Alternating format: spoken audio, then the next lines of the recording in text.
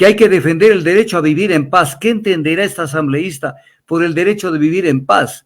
La paz no es lo que ella cree. Para eso tiene que meterse a estudiar la paz positiva y la paz negativa.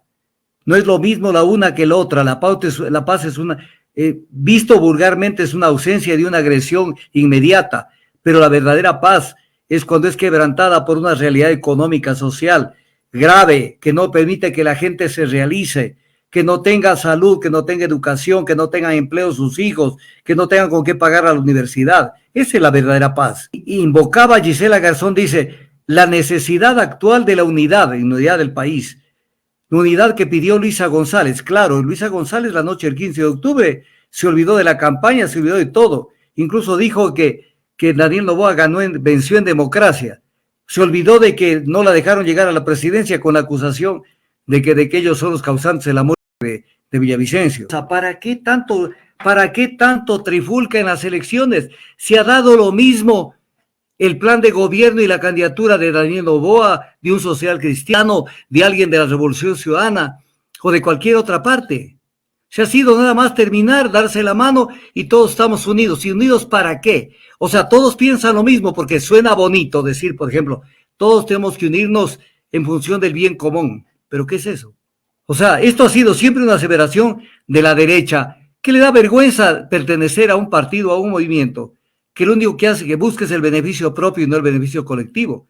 Pero ahora tenemos una revolución ciudadana que más o menos está caminando por el mismo andarivel. Es lo que decía Verónica Abad, el Estado mínimo, que no se ocupe de educación, de salud, de pensiones, de nada, todo privado. Que el tigre se coma al venado, que se viene una reforma tributaria y energética. ¡Qué miedo! ¡Qué miedo con esa ingenuidad!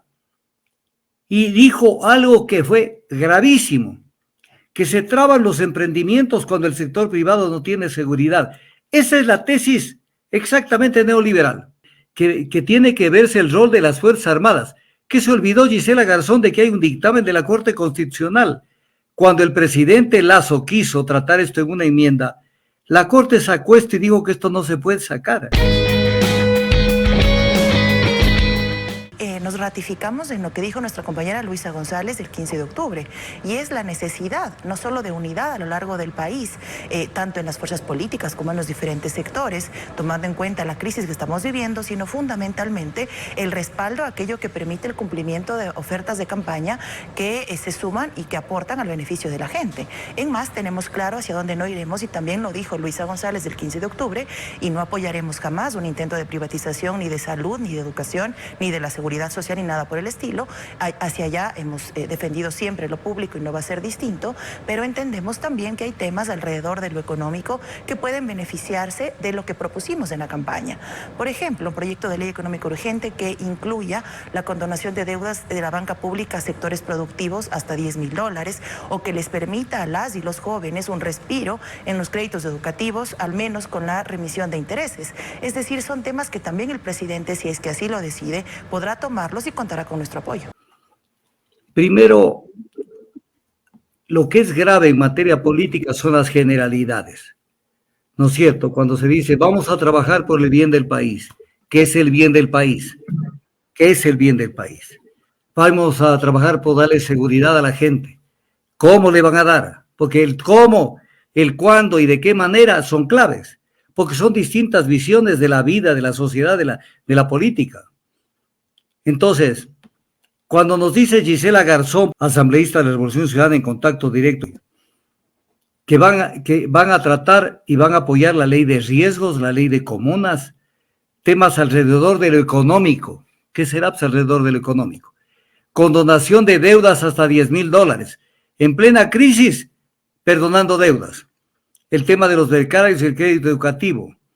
Incluso llegó a decir que tiene que verse el rol de las Fuerzas Armadas.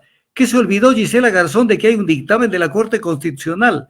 Cuando el presidente Lasso quiso tratar esto en una enmienda, la Corte sacó esto y dijo que esto no se puede sacar. Pero parece que esta asambleísta está en la luna. Y invocaba a Gisela Garzón, dice, la necesidad actual de la unidad del país. La unidad que pidió Luisa González. Claro, Luisa González la noche del 15 de octubre se olvidó de la campaña, se olvidó de todo. Incluso dijo que Daniel Noboa venció en democracia. Se olvidó de que no la dejaron llegar a la presidencia con la acusación de que ellos son los causantes de la muerte de Villavicencio. Que hay que defender el derecho a vivir en paz. ¿Qué entenderá esta asambleísta por el derecho de vivir en paz? La paz no es lo que ella cree. Para eso tiene que meterse a estudiar la paz positiva y la paz negativa. No es lo mismo la una que la otra. La paz es una, visto vulgarmente, es una ausencia de una agresión inmediata, pero la verdadera paz es cuando es quebrantada por una realidad económica, social, grave, que no permite que la gente se realice, que no tenga salud, que no tenga educación, que no tengan empleo sus hijos, que no tengan con qué pagar a la universidad. Esa es la verdadera paz. Que se viene una reforma tributaria y energética. ¡Qué miedo! ¡Qué miedo con esa ingenuidad! Y dijo algo que fue gravísimo, que se traban los emprendimientos cuando el sector privado no tiene seguridad. Esa es la tesis exactamente neoliberal. Una reforma tributaria que beneficie al sector empresarial, del cual ustedes siempre han dicho que debería pagar más impuestos, o al menos debería pagar lo que debe pagar. ¿Va a tener el respaldo de los legisladores de Revolución Ciudadana? Podría seguramente desencadenar un debate, pero algo que hemos dicho también siempre es que es un sector que cuando tiene seguridad, el sector privado me refiero, también tiene la posibilidad de invertir más. Y en este momento no solo que hay un problema con la seguridad, sino que además se vuelve la traba para varios nuevos emprendimientos y para aquellos otros intentos de intenciones de diferentes sectores de llegar al país. La seguridad tiene y es una de las prioridades incluso para incrementar las inversiones a nivel nacional. Entonces se les cambiaron los papeles. Pierina Correa habló de que hay que hacer este pacto por la seguridad, el turismo, la reactivación económica. Y entonces que no entiende por qué no entra dentro del juicio político. ¿Cómo que no entiende Pierina Correa? Pues, ¿cómo no va a entender que no existe? Esto es lo que negociaron bajo la tutela de su hermano a través de Viviana Veloz, que es la coordinadora de la bancada.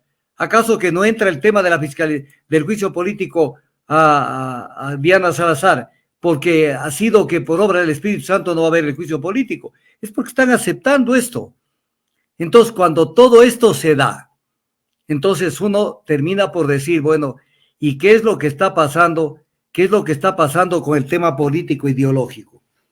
Yo les planteo una cosa, ¿para qué tanto trifulca en las elecciones? Se ha dado lo mismo el plan de gobierno y la candidatura de Daniel Noboa, de un social cristiano, de alguien de la Revolución Ciudadana o de cualquier otra parte.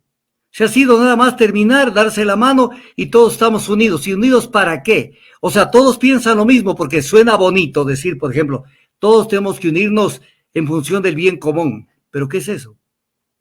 ¿Qué es eso? Rodrigo Borja hablaba sobre las ideologías y decía que son distintas maneras de ver la sociedad. No son lo mismo. Voy a poner un ejemplo. Para el neoliberalismo, como lo dice Verónica Abad, el Estado tiene que reducirse a la mínima expresión. O sea, el Estado, ¿qué es el Estado? Es el árbitro de las relaciones sociales y económicas. Si no existiera el Estado, estamos en la ley de la selva. El Estado es una organización para permitir la convivencia, para lo que se dice en la doctrina, el contrato, para que funcione el contrato social, para que no nos matemos. ¿Cuál es el papel del neoliberalismo y lo que pregona? Que desaparezca el Estado o que se reduzca a la mínima expresión. Es lo que decía Verónica Abad, el Estado mínimo, que no se ocupe de educación, de salud, de pensiones, de nada, todo privado. Que el tigre se coma al venado, porque el venado nos puede comer al tigre. Entonces, esto es la ideología. Y entonces, por eso decía Rodrigo Borja, una de las grandes falacias de nuestro tiempo es que se han muerto las ideologías. Y que este postulado es falso, porque dice, es una aseveración que viene de la derecha. Tiene que el doctor Rodrigo Borja, con todo respeto a él, con todo respeto, porque es un tratadista de muchos temas y de primer nivel en el mundo, tiene que revisar su enciclopedia política. Porque esta aseveración de que no hay ideologías acaba de también ser una aseveración de los que dicen que son de izquierda.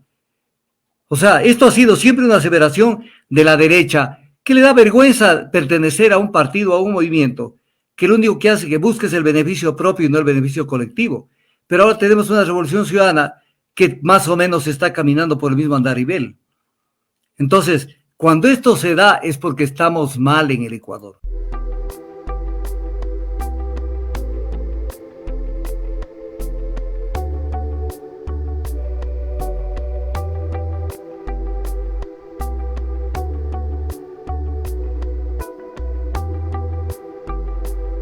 Ojalá que aparecieras